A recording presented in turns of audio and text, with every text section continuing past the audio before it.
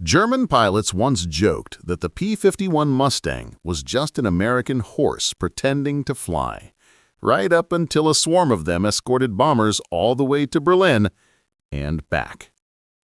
So what exactly convinced elite Luftwaffe aces that this flying horse was harmless? How could some of the most experienced pilots in the world laugh at an aircraft that would reshape the air war entirely? Today, we're going to dissect the catastrophic miscalculation that led German High Command to underestimate the P-51 Mustang, and the moment those jokes died instantly, the day 200 Mustangs appeared over Berlin.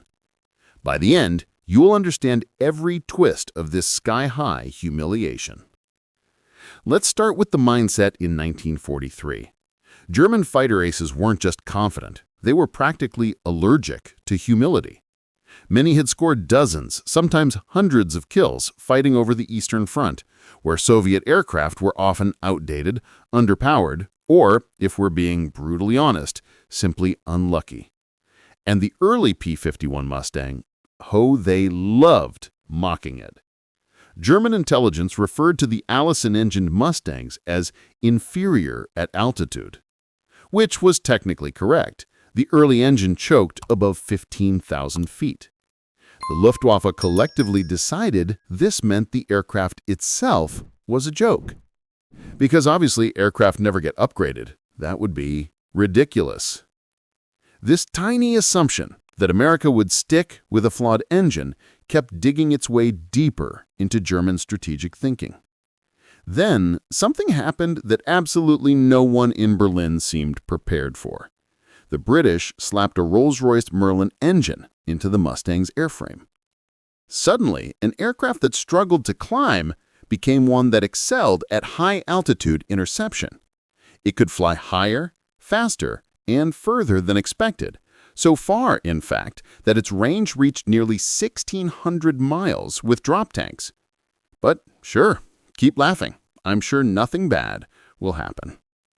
The U.S. Army Air Forces now had something they desperately needed, a fighter that could escort bombers deep into Germany. What did German leadership think? They dismissed it. Again. One Luftwaffe report from late 1943 described the Merlin-equipped Mustang as acceptable, the aviation equivalent of calling a shark wet. By late 1943, Germany believed its air defenses could bleed the American bomber force dry. They had done significant damage during early daylight raids, Schweinfurt, Regensburg, and others. American bombers had been operating without escort during the deepest missions, and their losses were catastrophic. So, to German command, the equation was simple. No escort equals dead bombers. Problem solved. Except the Americans had quietly been solving the escort problem.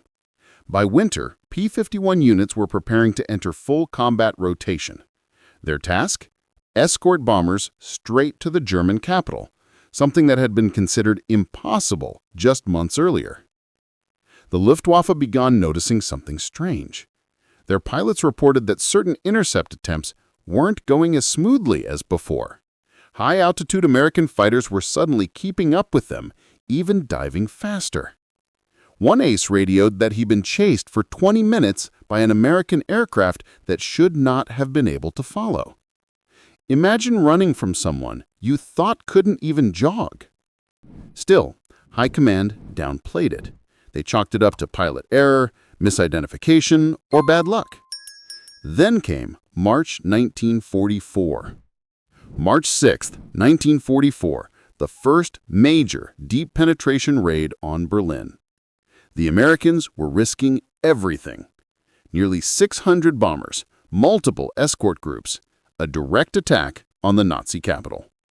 The Luftwaffe prepared for a massive kill count. German aces climbed into their cockpits expecting the usual, bombers with little or no escort. Instead, the sky filled with silver. Not bombers, fighters. Nearly 200 P-51 Mustangs soared overhead, cruising effortlessly at altitude, positioned perfectly to swat interceptors out of the way. This is the part where every German pilot wished he could file a complaint with management. The Mustangs didn't just show up, they owned the engagement. The Luftwaffe lost dozens of fighters that day, and even worse, they lost irreplaceable veteran aces. Meanwhile, the Americans only lost 8 Mustangs. The German joke about the Mustang? It died on March 6th. But that was only the appetizer of this disaster. After Berlin, German pilots began reporting the Mustang with genuine concern. Some called it the long-range enemy. Others nicknamed it the bomber guardian. A particularly bitter Luftwaffe squadron commander stated, "We used to own the skies. After the Mustang arrived, it was like fighting ghosts with better engines." The key problem wasn't just the aircraft. It was Germany's crumbling pilot training program. Fuel shortages meant rookies were entering battle with barely 120 flight hours. Veteran aces were being lost faster than they could be replaced. It turns out that training pilots is difficult when your country is literally running out of gasoline. The Mustang's range also meant something even worse. It could escort bombers everywhere. Synthetic fuel plants, ball bearing factories, assembly lines, all the infrastructure Germany desperately needed to survive the air war, suddenly had a guardian angel hovering overhead. By early 1945, the Luftwaffe could barely get aircraft off the ground without attracting a pack of Mustangs. P-51 groups patrolled aggressively, diving on anything with a cross on the wings. German aircraft production was paradoxically increasing, yet pilot survival was plummeting. Newly built fighters often lasted days, sometimes hours, before being destroyed. The Mustang didn't just escort bombers. It hunted. It roamed. It dominated. Remember, this all started because someone thought the Allison engine was bad. Truly visionary decision-making. And now, let's get to the part where the disaster becomes irreversible. By the final year of the war, Germany's air defense doctrine had completely fallen apart. The P-51's range and performance forced the Luftwaffe to scatter resources, abandon centralized interception, and spend precious fuel on constant scrambles. Worse, the Mustang made it impossible for Germany to use its technologically advanced aircraft effectively. The Me-262 jets struggled to take off under Mustang attack. The TA-152s were too few and too late. Experimental aircraft were destroyed on the ground before ever flying. The Mustang had become a strategic weapon, not just a fighter. And when Allied forces crossed into Germany, P-51 units performed low-level ground attacks that shredded supply lines, flak batteries, and even vehicles attempting to escape. Germany's once legendary pilot corps, a shadow of its former self. Most surviving aces were grounded or dead by 1945.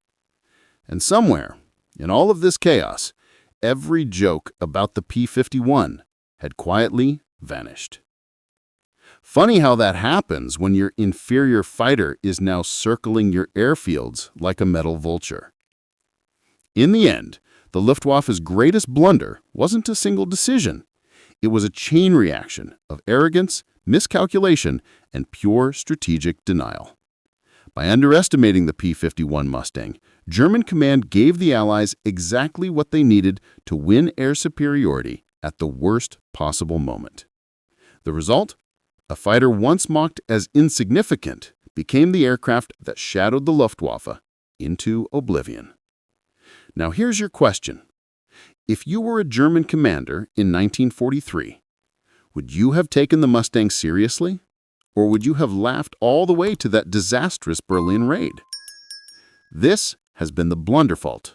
We'll see you in the next disaster.